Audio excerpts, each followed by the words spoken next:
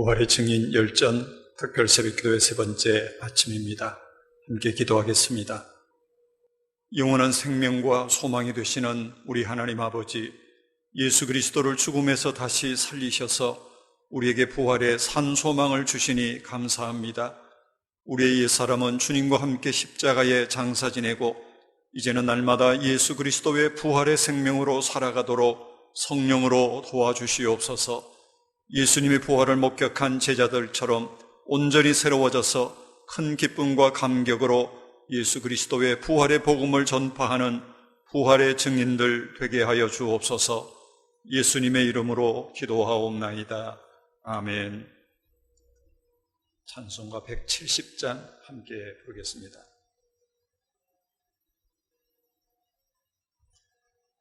내 주님은 살아계셔 날 지켜주시니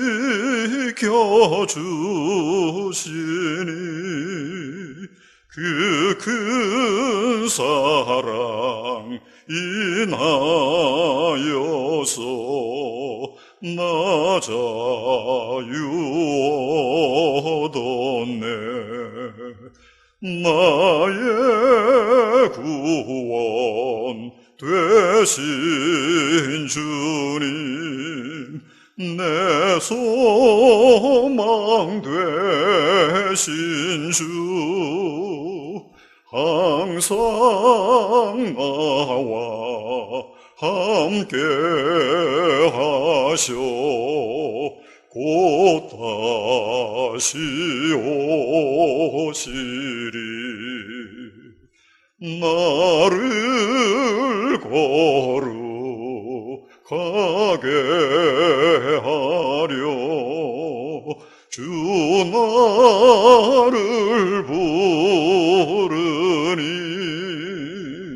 주의 은혜 내게 넘쳐 주의 뜻을 이루리. 굳센 믿음 나 가지고 주 말씀 따르면 주님 다시 강림할 때 날 영접하시리.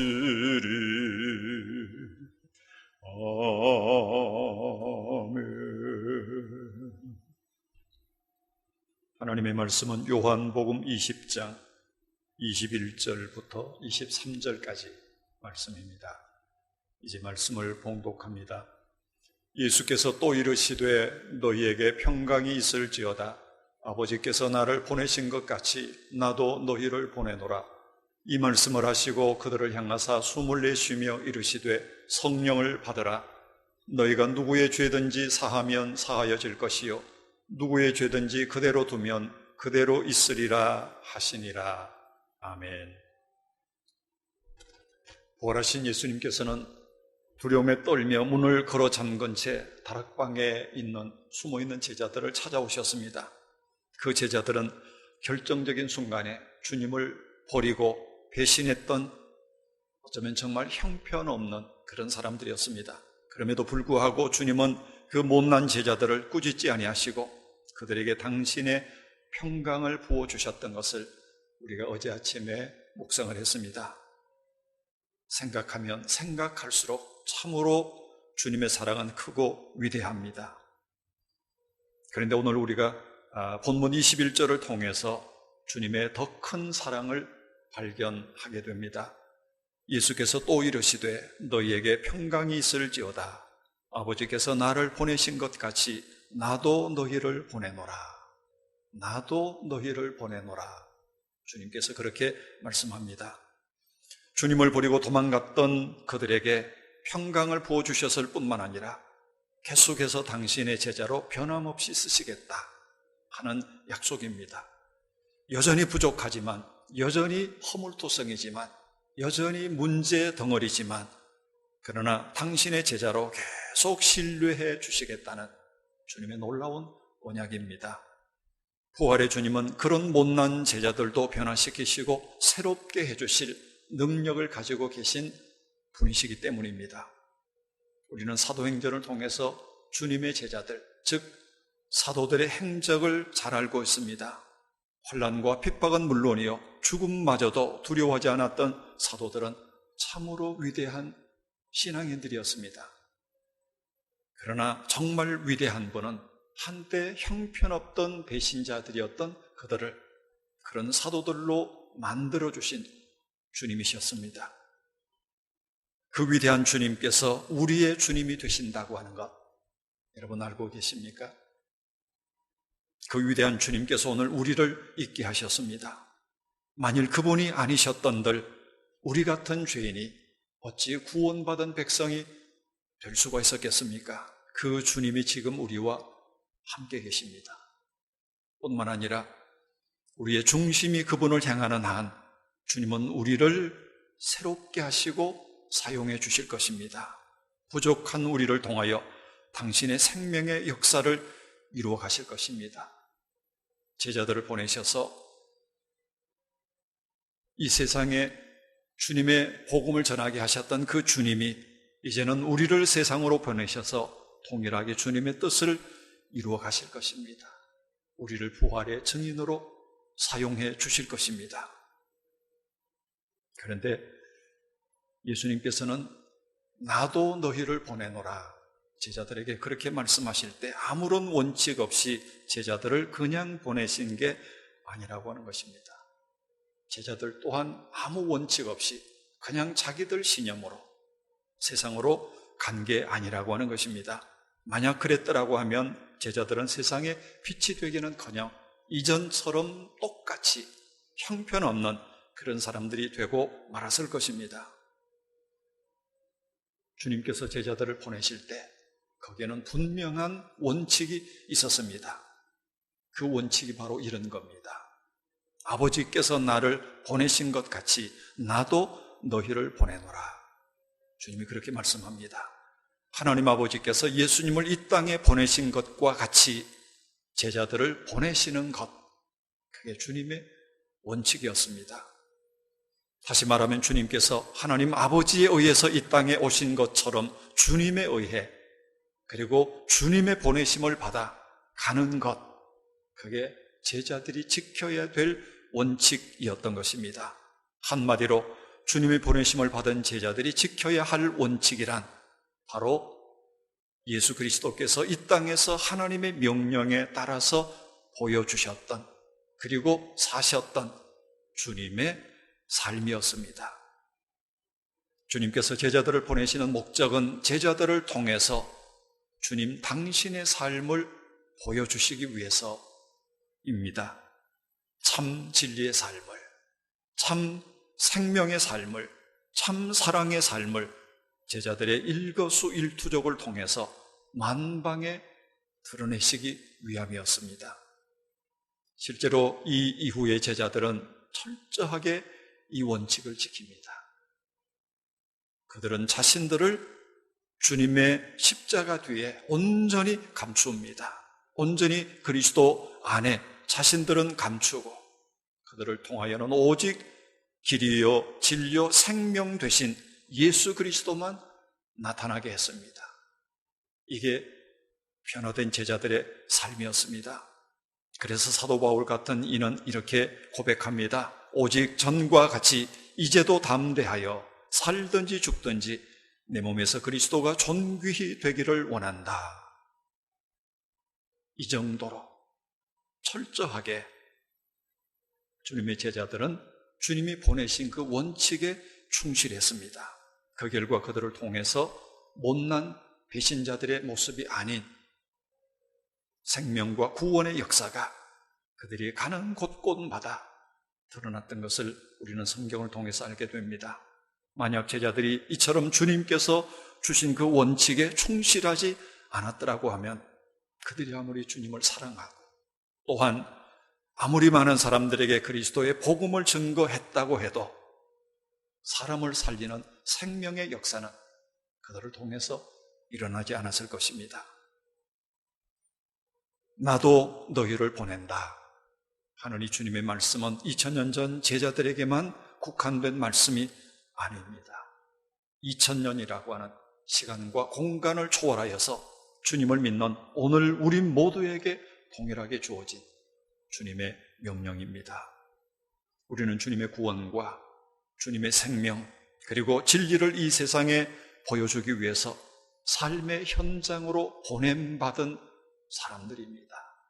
넓은 의미에서 우리는 주님께로부터 이 세상에 보내어진 사도들입니다. 그럼에도 불구하고 오늘 우리 그리스도인들의 삶이 주님을 보여주는 것이 아니라 오히려 불신자들에게 거부감을 주고 있다면, 이 땅의 교회와 성도들의 행위가 믿지 않는 사람들로부터 비난과 손가락질을 받고 있다면 그 이유는 한 가지입니다. 우리의 삶을 통해서 예수 그리스도를 보여주지 못하기 때문입니다. 그러면 오늘 우리가 주님의 제자들로서 주님께로부터 보냄받은 사람들로서 이 세상에 보여야 할 삶은 구체적으로 어떤 것이어야 합니까? 예수 그리스도께서 이 땅에서 우리에게 보여주셨던 그 주님의 삶, 한마디로 어떤 삶입니까? 열매를 보고 나무를 안다, 주님 말씀하셨습니다. 그것처럼 우리가 이 세상에서 보여야 할 예수 그리스도의 삶은 바로 성령의 열매에서 그 해답을 찾을 수가 있습니다. 갈라디아서 5장 22절부터 24절까지의 말씀입니다. 오직 성령의 열매는 사랑과 희락과 화평과 오래 참음과 자비와 양선과 충성과 온유와 절제니 이 같은 것을 금지할 법이 없느니라. 24절 같이 읽어봅니다. 그리스도 예수의 사람들은 육체와 함께 그 정과 욕심을 십자가에 못 박았느니라. 아멘. 바로 이 9가지 성령의 열매야말로 예수 그리스도께서 이 땅에서 실천하신 삶의 모습이고 우리에게 보여주신 삶의 원칙이고 그리고 우리가 세상에 보여야 할 삶의 원칙이기도 합니다. 그러니까 우리가 그리스도를 따른다고 하는 것은 우리의 정과 욕심을 십자가에 못 박아버리는 것이고 우리의 정욕을 십자가에 못 박는다고 하는 것은 다른 말로 하면 바로 주님의 사랑으로, 주님의 희락으로, 주님의 화평으로, 주님의 오래 참으심으로, 주님의 자비로, 주님의 양선으로, 주님의 충성으로, 주님의 온유로, 주님의 절제로 살아가는 것을 의미합니다. 다른 말로 하면 나는 죽고 내 안에 영으로 살아계시는 예수 그리스도의 생명으로 순간순간 살아가는 것입니다. 그럴 때 진리와 복음이 나를 통해서 저절로 드러나게 되고 그런 삶을 통해서 예수 그리스도가 세상에 보여집니다. 이들이 바로 성령 충만한 사람들입니다. 성령의 열매를 맺는 사람들, 성령 충만한 사람들이 되기만 하면 제자들처럼 아무리 겁쟁이라고 해도 어떤 상황에서도 참 평안의 삶을 살아갈 수가 있습니다. 우리가 성령 안에 거하기만 하면 주님 버리고 도망갔던 제자들처럼 형편없는 배신자들이라고 해도 주님의 제자로 다시 쓰임을 받을 수가 있습니다. 우리가 성령을 의지하여 살기만 하면, 성령 충만한 사람으로 살기만 하면 옛사람은 죽고 날마다 나를 통해서 주님이 세상 사람들에게 보여지게 될 줄로 믿습니다. 이런 사람들이 바로 그리스도의 증인들이요, 부활의 증인들입니다. 그래서 부활하신 주님께서는 제자들에게 나타나셔서 말씀하십니다. 저희를 향하여 숨을 내쉬며 이르시되 성령을 받으라. 그냥 성령을 받으라 그렇게 말씀하신 것이 아니라 당신의 숨을 제자들에게 불어넣으시면서 성령을 받으라 이렇게 말씀하셨습니다. 하나님의 영이신 성령은 다른 말로 예수 그리스도의 숨결, 삼위일체 하나님의 숨결이라고 하는 그런 뜻입니다. 하나님께서 흙으로 아담을 만드신 이후에 그 코에 생기를 불어넣으십니다. 그랬더니 그가 생명이 되었습니다. 그 생기가 바로 하나님의 숨결입니다. 에스겔 골짜기에 그 마른 뼈들, 그 속에 하나님의 생기, 하나님의 숨결이 들어갈 때 마른 뼈들이 살아 일어나는데 큰 군대를 이루었습니다. 하나님의 숨결은 바로 진흙덩어리를 생명으로 만드는 창조의 능력이요, 하나님의 숨결은 마른 뼈들로 하여금 살아 일어나 큰 군대가 되게 만드는 부활의 능력입니다. 그 영원하신 하나님의 숨결이 우리 안에 역사할 때 겁쟁이가 평강의 사람이 되고 배신자가 참 제자로 변화될 수가 있는 것입니다. 그러므로 부활하신 주님께서는 오늘 이 아침 우리를 향하여서도 동일하게 말씀합니다. 당신의 숨결을 우리에게 불어넣어 주시면서 성령을 받아라, 이렇게 말씀합니다. 죽음을 깨뜨리고 부활하신 주님의 그 영원한 숨결, 진흙을 생명으로 만드시는 그 창조의 영, 마른 뼈들을 군대 되게 하시는 그 생명의 영을 받아라. 주님 오늘 우리에게 말씀합니다. 주님의 성령이 곧 사랑입니다. 성령 안에서는 사랑하지 못할 사람이 없습니다. 주님의 성령은 평강의 영입니다. 그 성령 안에서 두려울 것이 없습니다. 주님의 성령은 곧 능력입니다. 그분의 성령 안에서 능치 못함이 없습니다. 주님의 성령 안에서 우리는 영원한 생명을 누릴 수 있습니다. 뿐만 아니라 주님의 성령 안에서 우리는 예수 그리스도의 증인된 삶을 살아갈 수가 있습니다. 여러분, 왜 주님께서 부활하셨습니까? 왜 주님께서 오늘 우리를 부르셨습니까? 왜 주님께서 영으로 지금 우리 가운데 들어와 계십니까? 바로 주님의 영원한 숨결, 성령의 능력을 힘입어서 그리스도의 복음을 증거하고 부활의 증인이 되고 예수 그리스도의 그 진리의 삶을, 생명의 삶을 세상에 드러내게 하기 위해서입니다. 그러므로 우리가 더욱 성령을 사모하고 성령으로 충만하여서 그리스도의 능력 있는 증인들로 우리 모두가 살아갈 수 있기를 주 이름으로 축복합니다. 기도하겠습니다. 하나님 아버지, 우리의 삶에 바른 원칙이 없었음을 오늘 이 말씀을 통하여 깨우쳐 주시니 감사합니다. 주님의 진리의 말씀을 따라 살지 못하고 타락한 육신과 정욕을 쫓아 살았음을 다시 한번 일깨워 주시니 감사합니다. 이 땅에 사는 동안 날마다 나는 그리스도와 함께 죽고 영으로 내 안에 들어와 계시는 부활의 주님이 사시는 삶을 우리 모두가 살게 하여 주옵소서. 그리하도록 영원한 주님의 숨결로 주님의 성령으로 우리를 날마다 충만하게 하여 주시옵소서. 일평생을 성령으로 살아가게 하여 주옵소서. 성령의 열매 맺게 하여 주시고 성령의 능력으로 사랑하며 살아가도록 도와주시옵소서.